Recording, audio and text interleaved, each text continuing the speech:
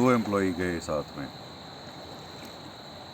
एक ने तो क्या किया, सबसे पहले जो सेठ जी ने काम बोला था उस कार्य को निपटा दिया और तुरंत जो है वापस आकर खुशी खुशी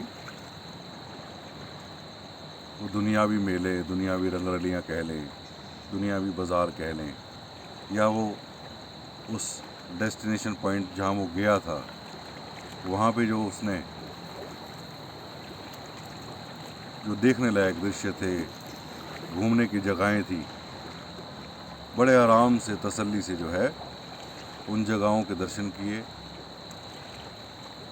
और दोनों के दोनों वापस पहुँचे सेठ जी के पास। अब जो काम दिया गया था, एक ने तो बखूबी उस काम को अंजाम दिया और जो दूसरा था ना, वो बड़ी शर्मिंदगी के साथ गया और सेठ जी के सामने जो है मुंह नीचे करके खड़ा हुआ और कहने लगा कि जिस काम के लिए आपने मुझे भेजा था कि मुझसे चूक हो गई, मुझसे देर हो गई, मैंने पहले प्रायोरिटी दे दी वहाँ की जो घूमने की जगहों पर। मैं जो है उन रंगरलियों में जो है कहीं मस्त हो गया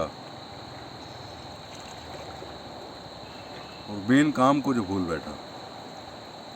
अब हम समझ सकते हैं कि जो सेठ जी है उन दोनों में से किस पर ज़्यादा प्रसन्न होने चाहिए।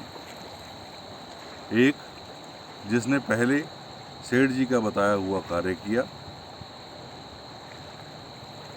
और सेकंड प्रायोरिटी पे रखा उसने दुनियावी मेलों को।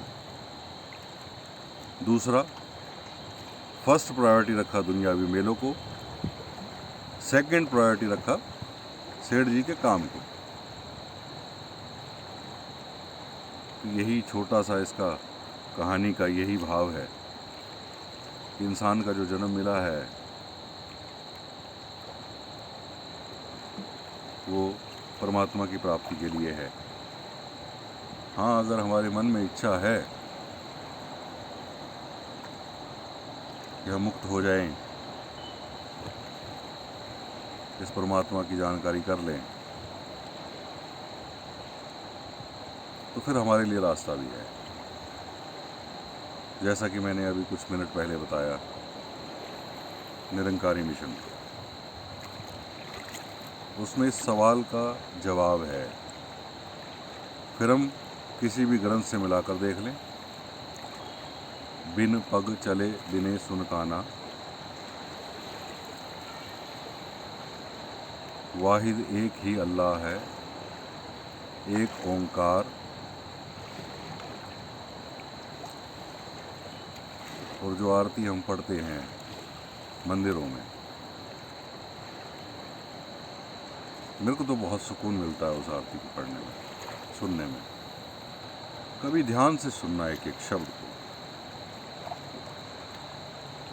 तुम पूर्ण परमात्मा, तुम अंतर्यामी, वो ऐसे ऐसे शब्द हैं कहीं दिल को छू जाने वाले। संबोधन तो इस निरंकार का किया जा रहा है, इस परमात्मा का किया जा रहा है, लेकिन अगर इसको देखकर उसकी भक्ति की जाए। अब जैसे अब यहाँ की बात करें हम, मैं फरीदाबाद में रहता हूँ। अब कोई कहे कि गंगा का पानी जो है बड़ा ठंडा होता है, गंगा का पानी बड़ा निर्मल होता है, ऐसे होता है, वैसे होता है,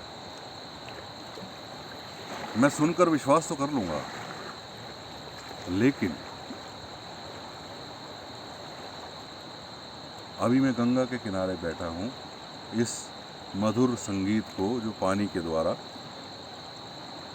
बह रहा है, इसको मैं सुन पा रहा हूँ अपने कानों से, इसको ठंडक को मैं महसूस कर पा रहा हूँ।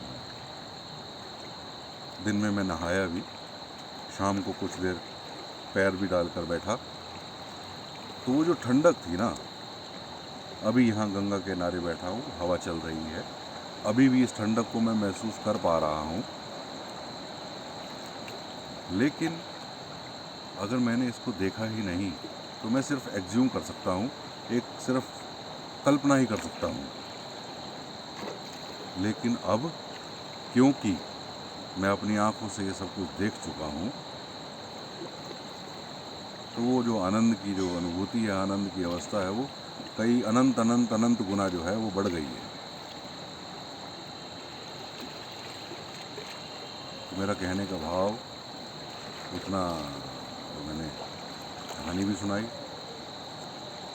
अगर आपके मन में से किसी भी इंसान के मन में कोई परमात्मा की जानकारी को लेकर कोई मन में इच्छा हो, तो जैसा कि मैं तीसरी बार अब बता रहा हूँ कि निरंकारी मिशन में आज के समय में ये संभव है।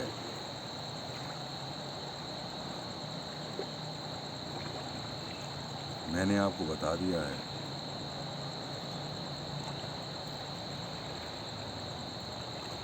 मानना ना मानना, जानना ना जानना, मुक्त होना ना होना, वो आपके हाथ में है। अगर मेरी बातें कहीं दिल को छू गई हों, कहीं थोड़ा सा भी प्रभाव आपके मन पर पड़ा हो,